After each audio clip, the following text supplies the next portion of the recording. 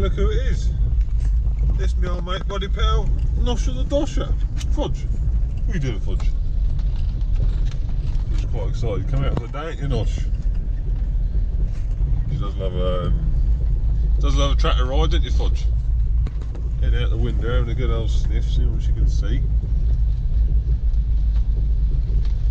Good old Nosher. Anyways, harvest is done, as you know. And we've been getting on with, well, I've been getting on with some combi lifting, as you can see. I've spent a couple of days on her so far. And there she is. There she is, all combi lifted up, ready to go. So we'll just, oh dear Nosh. Go on then, out you go. We will go and fire her up.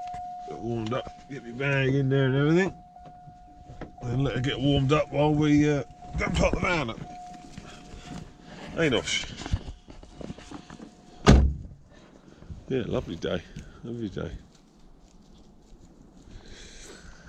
Oh, we'll just dump the van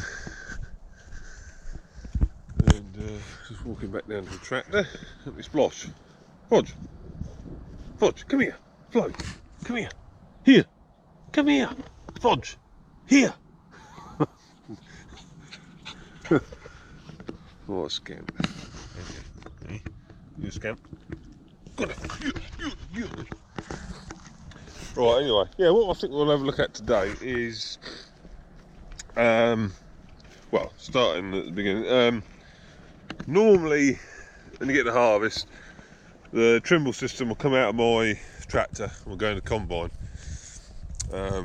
Which it did this year, but the very kind chaps at Trimble so it'd be a good idea to give me one to have over the harvest period anyway, it was great. I mean, I don't tend to use one over harvest because I'm baling fed, obviously. Can't really use one when I'm baling, so but there is, you know, we do a bit of cultivation work, muck spreading and that during harvest as well, so there's a bit of ploughing, so there is opportunities to use the GPS, the auto steer, and I've used it a bit and had a bit of a play, but anyway, getting back to the reason why I want to sort of show you it again is the lovely chap Chris from Trimble, he's given me sort of the top end system,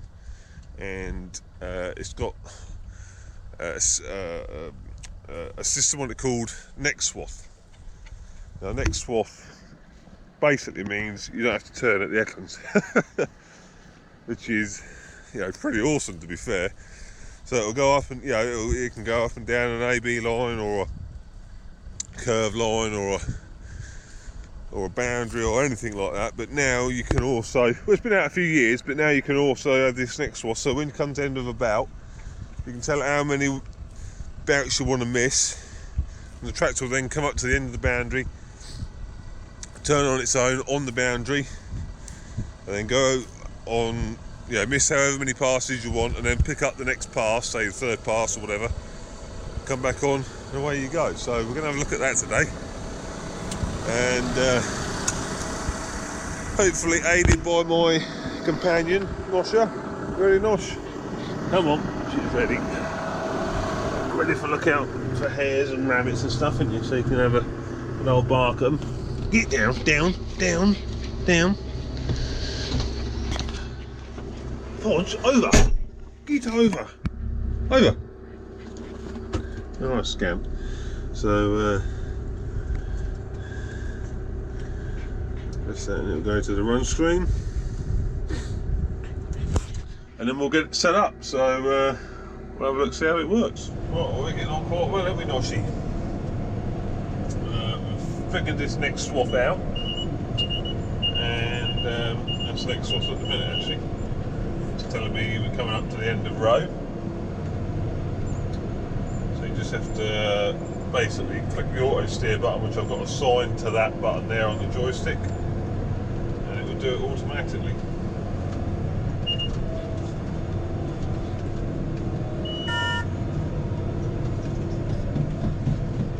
like that, you see.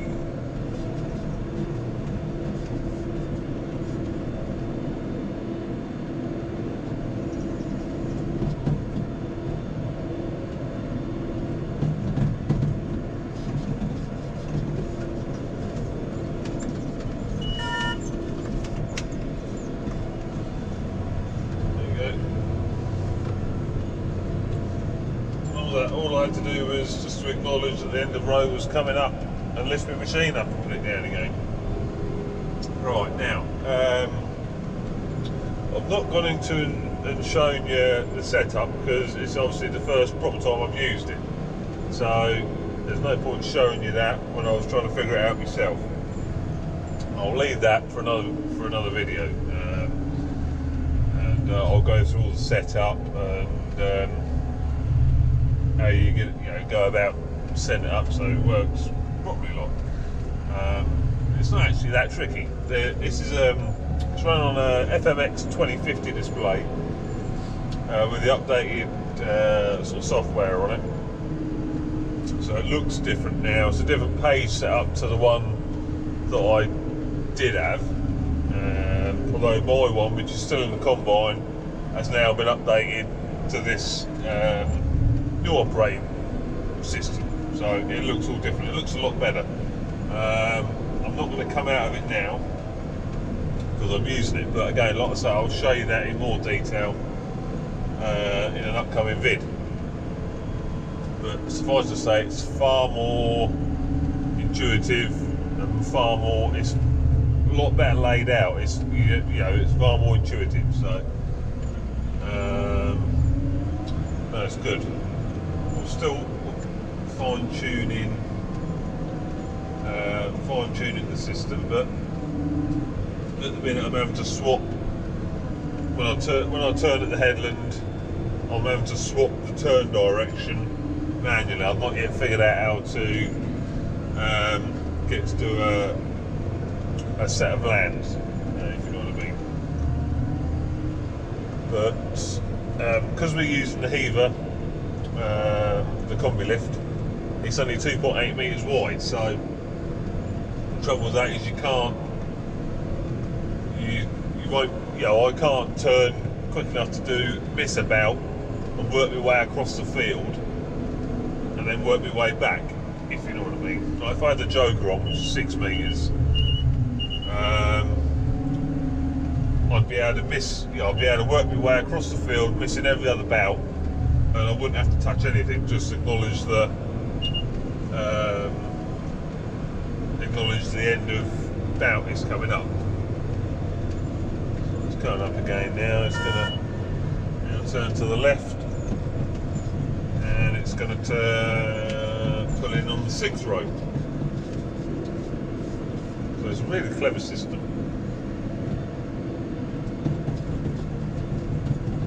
It gets you perfect each time. It's quite handy on when you've got something small behind you and you've got to try and find, especially when you're marking out how you land, it just makes life easier, doesn't it? That's what all this technology is about. And I know some of you will be going, oh, I can't even stand auto steer. Now you're not even turning at the headland, George. I mean, are you actually going to do any work? I mean, there's always going to be people out there like that. But it's just another level of automation, isn't it? I mean, my sort of argument is, like when you're ploughing or when you're cultivating or whatever, you use the hand throttle, don't you? Use the hand throttle on the tractor. Most people use the hand throttle. Well, that's just a convenience. You're not going to sit there all day with your foot on the throttle, keeping it at 1800 revs when you got a hand throttle, are you? And it's the same principle with the auto steer. The tractor's fitted with it. It's now got this Nextswath technology on it. I might as well use it. There's no point not using it, is there? So that's my sort of argument. I mean, technology is moving on at a pace all the time. These companies like Trimble, or tractor manufacturers, car manufacturers, anyone that's involved in technology is always improving. The camera that you're watching this on, GoPro 5, is they've come out with a, is it a 5? Yeah, you're on a 5 at the minute. You're on a 7 now. They're always improving all the time. So you can either go with it and utilise the technology to be more efficient, or not. I mean, I like using auto steer as much as I like steering, if you know what I mean. Like when I'm on the old T-dub, it's just lovely just to have big old levers. The old spool valves are a big old mechanical lever. You've got to steer it. It is old school as they come. I love driving that. But I also love this. What's not to, I think it's pretty amazing that they can do this now. Oh, look at that.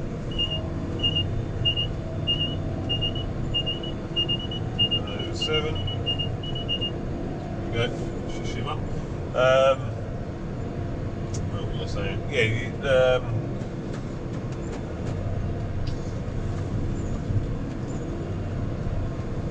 The technology is just amazing. Like, they can do this now. Like I say, this has been out a few years actually, but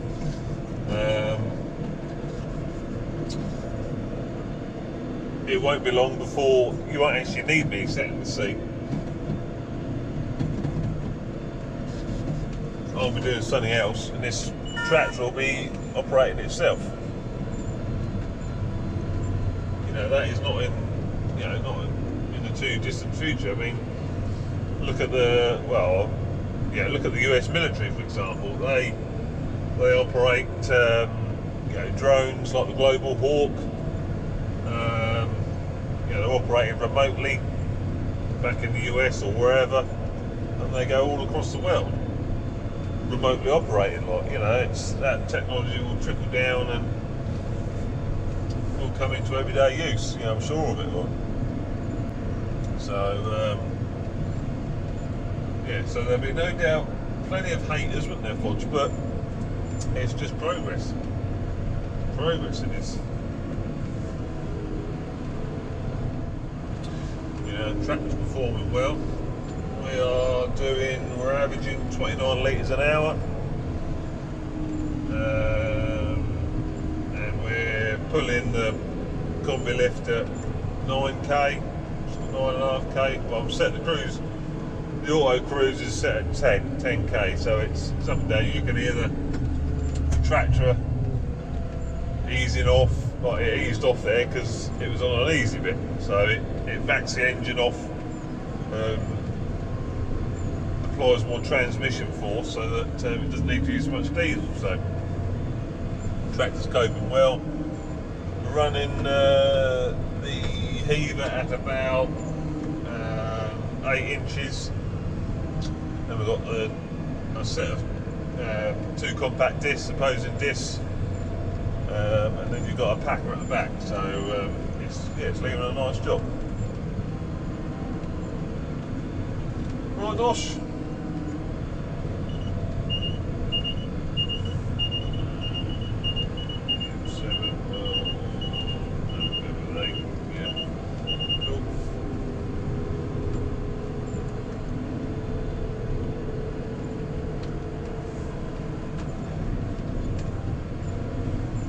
I was thinking, especially with something like the combi lift, which is very narrow, it won't be able to do a very tight turn, and I'll end up having quite a massive headland. But I'm actually really surprised it can basically turn as tight as I can. It knows what it's doing.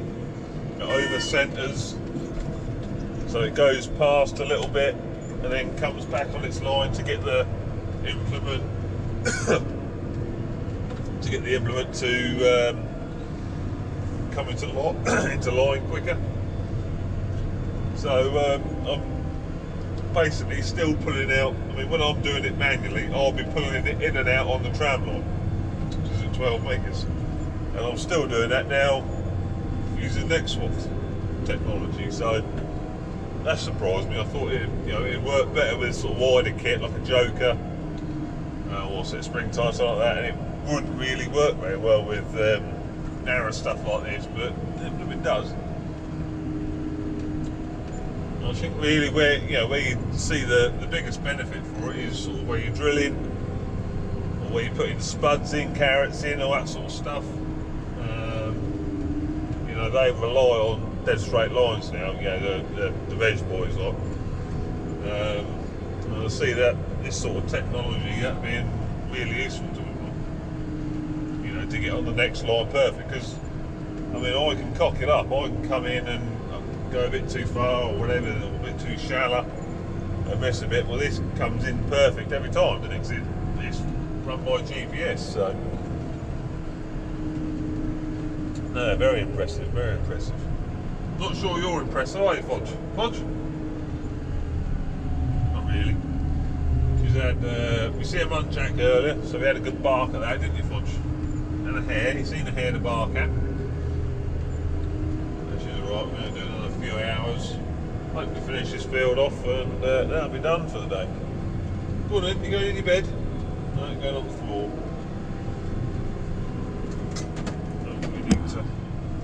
So I need to figure out how to work in lands with it.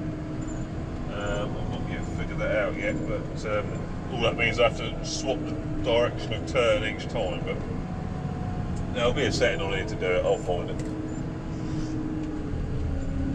What's up, Nosh? Come on then. Full drive. Come on. What are you doing? Giving up? Poor old Nosher. Come on in. Come on, full drive. There you go. Oh, that Nosh.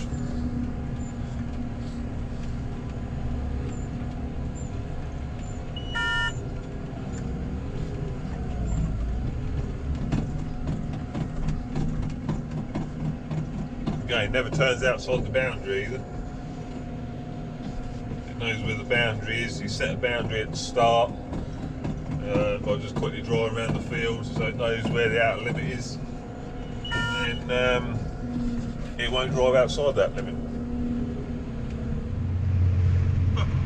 Right folks, well, as you can tell, it's tipping it now, forcing it down it is. Been quite a nice day up till now. Hey Nosh, just looking out there now having a bit of a hunting session. Yeah. Right, well anyway, I found the setting on here that I was after, which is the race mode. That enables you to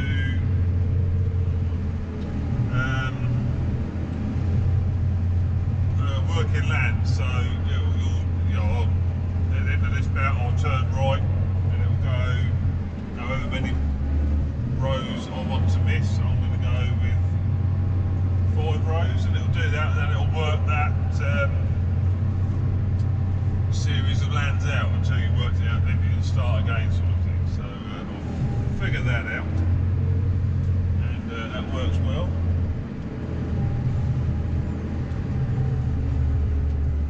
And, yeah, so far very impressed. And one thing I have noticed that like the tighter you turn, the more pronounced the keyhole is, sort of thing. Like I'm on a keyhole turn, so you can imagine what a keyhole is like. It goes up and then it goes out and then back in.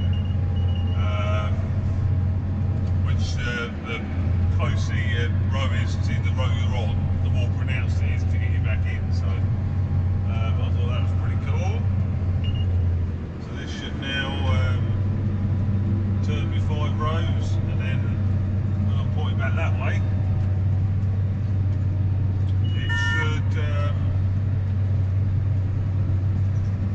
it should put me back onto this next one without me having to do anything, if you know what I mean.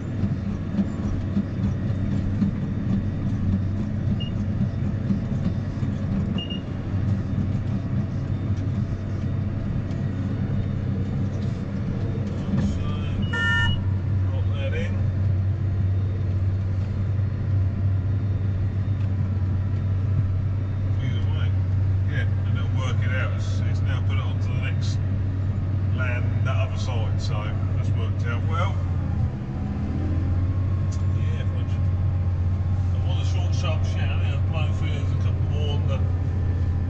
coming through, but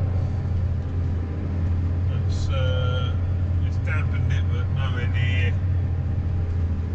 It's made it nowhere near slip enough to stop me from going. What's the wheel slip at? Yeah, sort of varies, sort of 3 to 6% wheel slip, so that's nothing, is it? That's nothing at all.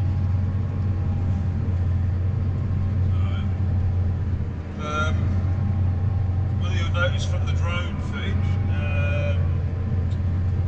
my new drone is back. It's been at the vendors because the controller, the ST16 controller, had a bit of a fit and had to go away to be reset, which is a bit poor, really. I think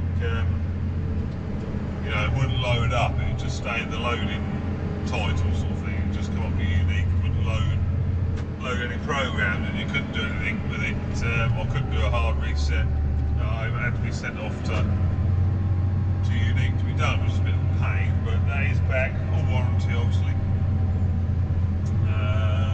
And I forgot how good that drone is. I mean, obviously you've seen some of the footage already because you're watching the video, but I've not seen it yet. Only what I was sort of taken by the view screen on the ST16. So, but it looks looked good. It looked good. So I'm keen to see how that's turned out. So anyway, like I said, in the future I'll do a far more in-depth view on the settings for this Nextswath, and I'll take you right through it and that, so you can see how it all works. But for now, that's just a quick little look. And yeah, I'm impressed. I am impressed. Trimble Nextswath. That's what it's called, isn't it, Sosh? Yeah, mate, Sosh and Dosha. I'll press the button again, Fodge. There we go. Right. Well, I hope you enjoyed that quick vid, and I'll see you on the next one. Ta-ta! You gonna say bye, Fodge?